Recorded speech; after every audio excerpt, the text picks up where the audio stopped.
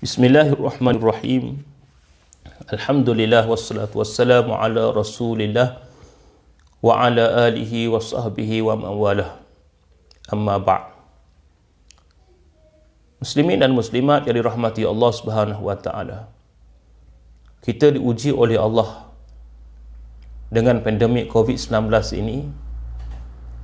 Di samping ujian-ujian yang datang pada kita, yang lain cukup juga banyak. Masyarakat kita dalam keadaan tertekan. Masyarakat berada dalam keadaan kekurangan harta benda, duit, perniagaan terjejas, aktiviti kemasyarakatan terbatas. Namun semua ini adalah ketentuan daripada Allah Subhanahu wa taala. Tidak ada siapa pun yang memohon untuk diturunkan COVID-19 ini. Sama ada bagi pihak kerajaan maupun masyarakat, rakyat-rakyat yang biasa. Ujian Allah Subhanahu wa taala datang adalah untuk menguji kesabaran, menguji iman kita. Maka di situlah Allah Ta'ala akan menilai sejauh mana kita beriman dan berharap kepada Allah. Dan bagaimana kita menjalankan hubungan. Kita menghidupkan muafakat, menghidupkan jalinan kemesraan di antara kita. Supaya kita menjadi manusia yang beriman di sisi Allah Subhanahu wa taala. Maka pada pagi ini terdapat satu hadis Nabi SAW yang merupakan pesanan kesabaran kepada kita dengan segala ujian-ujian yang kita hadapi ini. Hadis ini diriwayatkan daripada Abi Sa'id Sa'd bin Sinan Al-Khudri radhiyallahu anhuma. Anna nasan minal ansari sa'alu Rasulullah sallallahu alaihi wasallam fa'atahum thumma sa'aluhu fa'atahum hatta nafida ma 'indah faqala lahum hina anfaqa kulla shay'in biyadihi ma yakum min khairin falan addakhirahu 'ankum wa man yasta'fif yu'iffahu Allah wa man yastaghni yughnihi Allah wa man yatasabbar yusabbirhu Allah wa ma u'tiya ahadun ata'an khairan wa awsa'a minas sabar. Daripada Abi Sa'ad bin Sinan Al-Khudri radhiyallahu anhuma, bahawa ada golongan masyarakat, rakyat, sahabat daripada Ansar yang meminta kepada Rasulullah SAW akan sesuatu bantuan.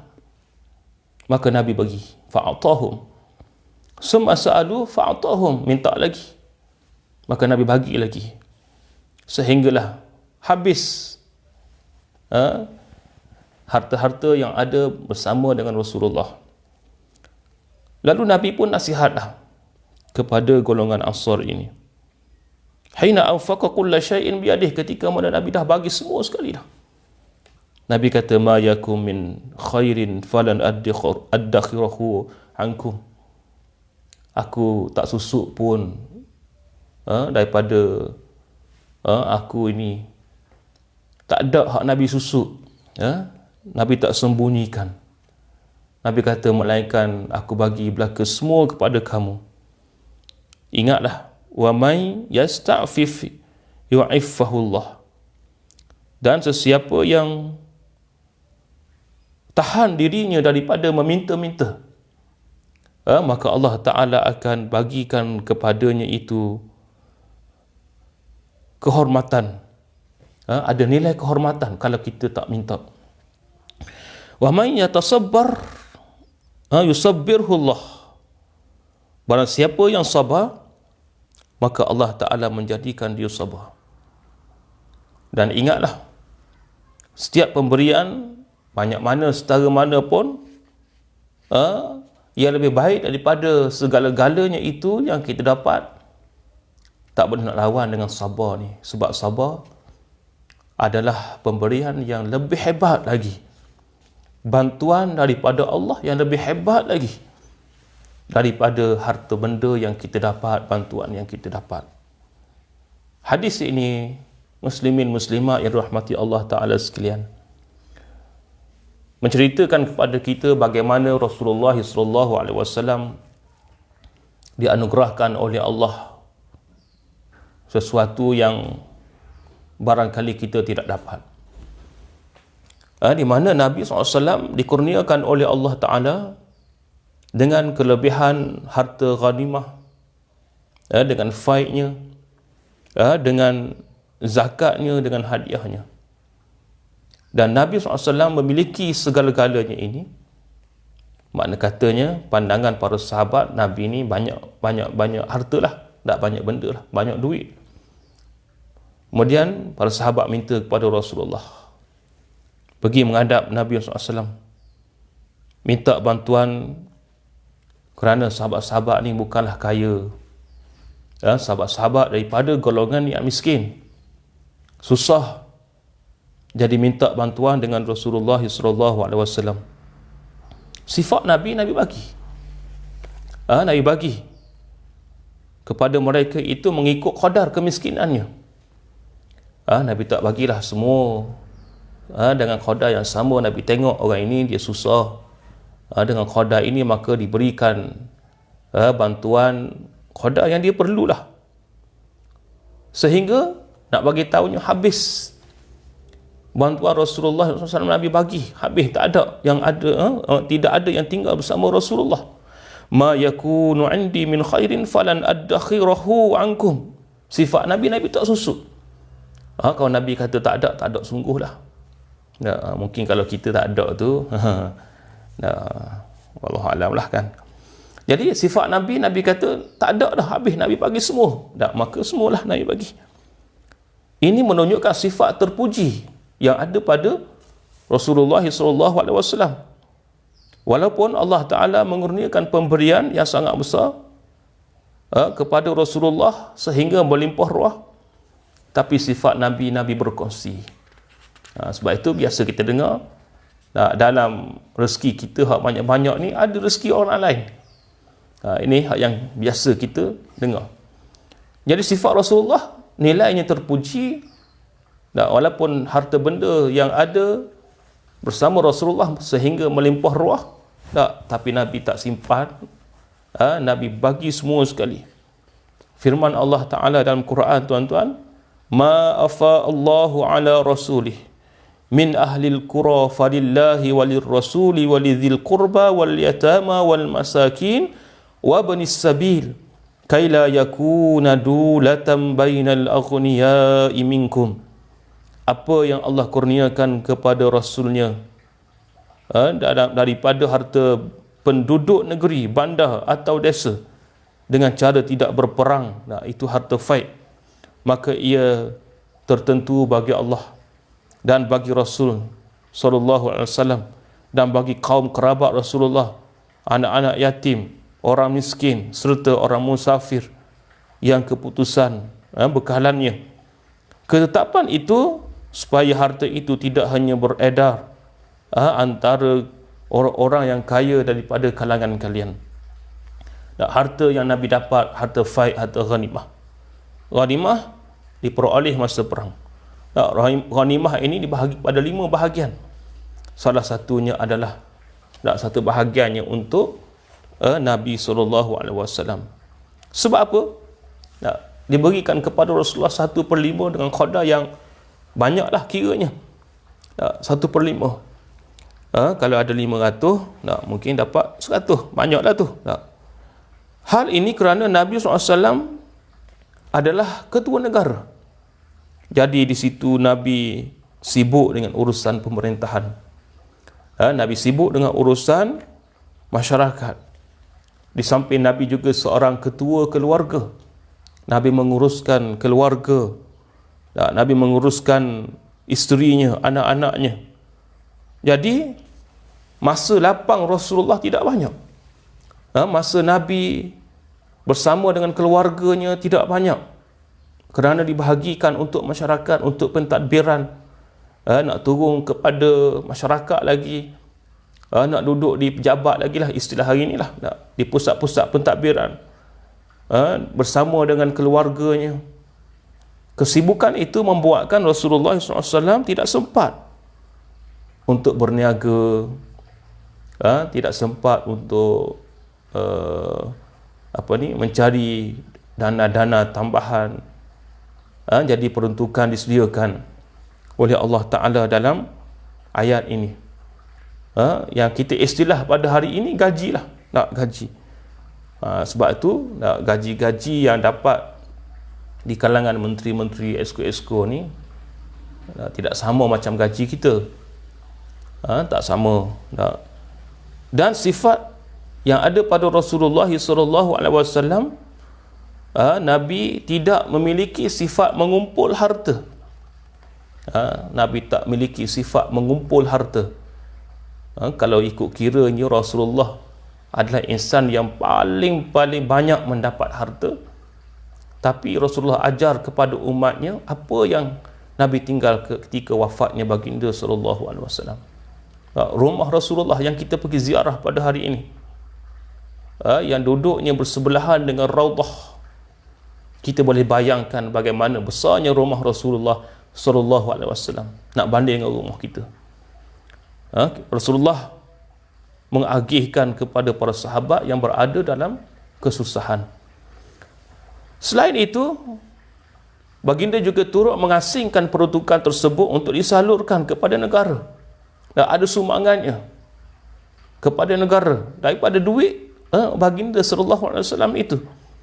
Akhirnya lebih hak daripada diberi pada keluarga, anak-anak, baginda menginfakkan untuk rakyat. Ini perkara biasa dalam kehidupan yang berhormat lah. Kadang-kadang kita dengar, walaupun gaji itu besar, tapi kadang-kadang juga disumbangkan kepada masyarakatnya, disumbangkan kepada tabung-tabung yang diperlukan. Itu sifat Rasulullah sallallahu alaihi wasallam juga. Tapi Nabi SAW sebut, wa man yasta'fif yu'iffahullah wa man yastaghni yughnihillah. Siapa yang memelihara dirinya daripada meminta, iaitulah minta sedekah, minta bantuan, dia minta, dia pelihara dirinya, dia jaga dirinya, maka Tuhan Allah Ta'ala jadikan pada dirinya itu kehormatan. Apa sifat kehormatan yang ada pada dirinya? Allah Ta'ala campak qanaah di situ. Qanaah. Apa makna qanaah? Cukup dah. Dia rasa puas hati. Apa yang Allah Ta'ala beri kepadanya, ada nilai berkat di situ. Sehinggalah dia dapat rasa cukup dah. Dia kawal. Kadang-kadang dia minta lah. Dia minta. Dia minta tadi dengan qadar yang dia perlu sahaja.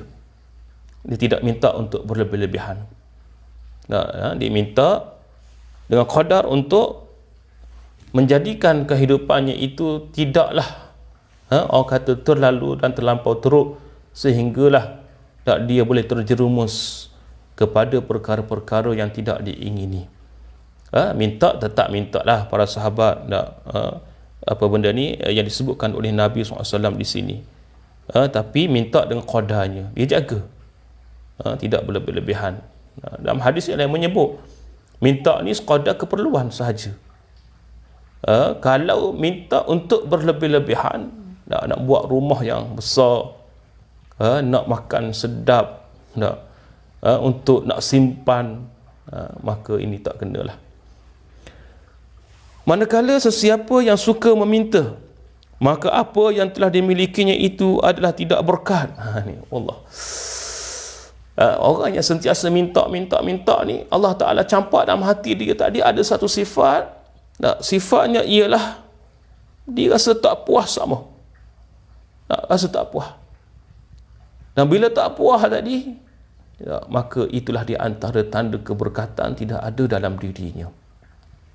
Contoh dalam pandemik COVID-19 ni, perniagaan terjejas dan sebagainya, sumber keuangan terhad, Biasanya kita ada income yang sampingan, tiba-tiba tak ada.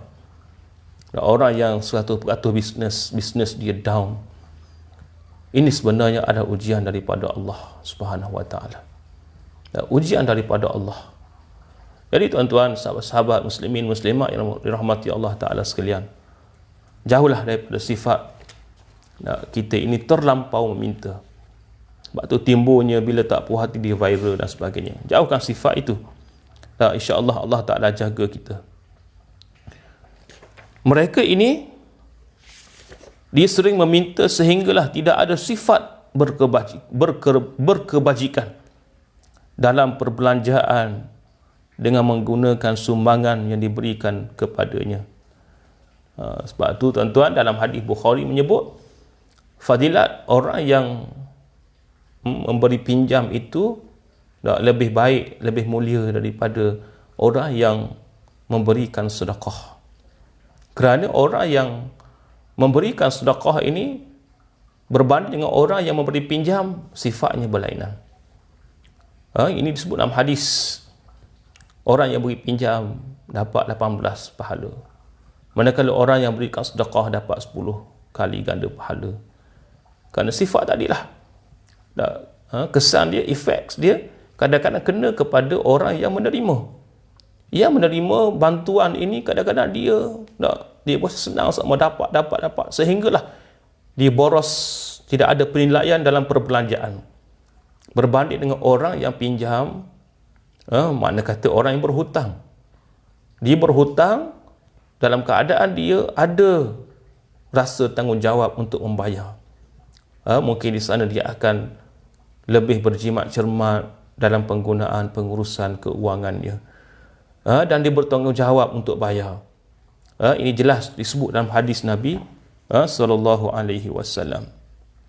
Seterusnya, siapa yang tidak berhajat pada orang lain dan bekerja sendiri, maka seandainya dirinya terpaksa juga berhutang namun berusaha untuk membayarnya dengan tidak meminta, maka Allah Ta'ala akan menjadikannya seorang yang senang dapat menyelesaikan masalah diri, termasuk dapat membayar kembali hutangnya. Allah. Orang yang dia susah, kemudian dia ni tak nak minta, tak nak minta bantuan, kemudian dia berhutang, lalu dia berusaha untuk membayar hutangnya, maka di situ adanya insaf. Alhamdulillah, kerajaan baru ni kita dengar pinjam 18,000 bayar 18,000, pinjam 20 bayar 20. Ini pinjaman. Jadi ada orang sebut kami tak nak pinjaman sebab kena bayar, jadi dia nak bantuan. Kalau kita balik kepada hadis perbincangan kita pada pagi ini tuan-tuan, maka insya-Allah bagaimana kita memelihara diri kita, kita akan jaga perkara-perkara ini insya-Allah, mudah-mudahannya. Orang yang susah sungguh, kalau dia perlu kepada berhajat kepada hutang, dia berhutang, namun meminta tidak sama sekali. Manakala bagi mereka yang sentiasa meminta, Allah Ta'ala menjadikan dirinya tanpa ada sifat qanaah dalam kehidupan. Orang yang sentiasa meminta, macam kita sebutkan tadilah, dia tidak ada sifat qanaah. Qanaah ini adalah pemberian daripada Allah, dia secukup. Macam mana nak rasa sifat qanaah? Kita kena buat apa yang disebutkan kepada kita oleh Allah Subhanahu Wa Taala. Jangan terlampau meminta-minta, sehingga boleh mengungkit. Orang dulu boleh bagi, orang sekarang apa tak nak bagi. Ini benda yang perlu kita fikir tuan-tuan. InsyaAllah akan dihuraikan secara panjang lebar sebenarnya selepas daripada ini dalam kitab kita. Akan tetapi perkara ini dikecualikan kepada orang yang uzur, yang dilanda darurat, sakit. Namun Allah Ta'ala mengurniakan kepadanya nikmat setelah mana dia tak disihat balik. Allah Ta'ala balik semula nikmat, beri semula, dia segar balik, sihat balik, dan berasa lapang balik, boleh bekerja semula. Dan inilah di antara sifat yang juga sangat baik. Masa dia uzur, dia minta bantuan tadi, kerana ada sebab keuzuran. Tapi bila disegar, kemudian dia bekerja balik, dia balik semula kepada pekerjaannya yang sedia kala, maka dia tak meminta dah. Dia tidak meminta. Maka ini antara yang dianjurkan. Tapi kalau tak uzur, nak paginya tidur tak bekerja, kerja banyak tapi tak kerja, minta bantuan semacam, ungkit bantuan, maka Allah Ta'ala akan jadikan dalam dirinya itu tidak ada kehormatan. Orang yang meminta-minta ini tak ada nilai hormat pada dirinya. Dalam tarbiyah Islam, Allah Ta'ala ajar bagaimana cara untuk kita dapat izzah, iaitu dengan cara kita makan daripada hasil tangan kita sendiri. InsyaAllah di situ ada nilai berkat. Bila ada nilai berkat, Allah Ta'ala pandang kita, masyarakat pandang kita ada izzah. Orang ini ada izzah. Tapi kalau terdesak sangat, bolehlah dia minta. Dia taklah viral.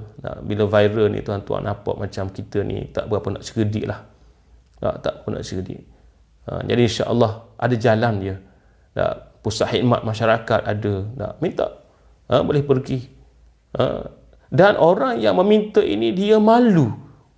Kalau dia meminta tadi diketahui oleh orang lain. Ini sifat izzah. Itu pun dikecualikan kepada mereka yang uzur sahaja. Jadi sekadar itulah untuk pagi ini. Kita sambung balik. InsyaAllah selepas daripada ini, sambungan daripada hadis yang kita baca pada pagi ini. Sifat yang pertama adalah sifat meminta dulu. Lepas ni insyaAllah kita akan sebut, kita akan bincang bagaimana sifat orang yang kaya pula. Kalau orang kaya dia tahu tanggungjawab dia, dia menghulurkan tanpa ada paksaan, maka insya-Allah sifat meminta daripada golongan yang berada di bawah ini insya-Allah dapat diselesaikan. Kemudian Nabi tak bagi saja. Nabi juga sallallahu alaihi wasallam bila Nabi bagi, Nabi nasihat. Insya-Allah kita akan sambung. Ma yazalu rajul yas'alun nas hatta ya'ti yaumul qiyamah laisa fi wajhihi muz'atul lahmin. Orang yang sentiasa minta ni, dia Allah Ta'ala bangkit dia pada hari kiamat nanti dalam keadaan daging mukanya luruh. InsyaAllah kita sambung pada masa yang akan datang insyaAllah. Aqulu qawli hadza astaghfirullahal azim li wa lakum. Assalamualaikum warahmatullahi wabarakatuh.